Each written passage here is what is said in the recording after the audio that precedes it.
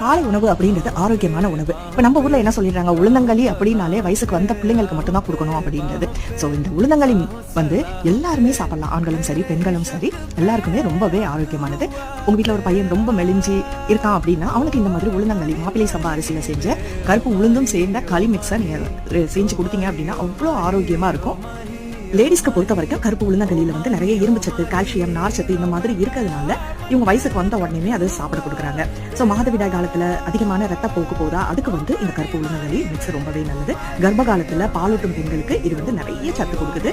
So இந்த மாதிரி எலும்புகளை வலுப்படுத்துறதுக்கு இது உதவியா இருக்கு. வந்த குழந்தைங்களுக்கு இது எலும்பு சத்துக்காகவும் பிளஸ் சருமம் இதுல சாப்பிடும்போது ரொம்பவே பொலிவாகுது அப்படின்றத சொல்றாங்க.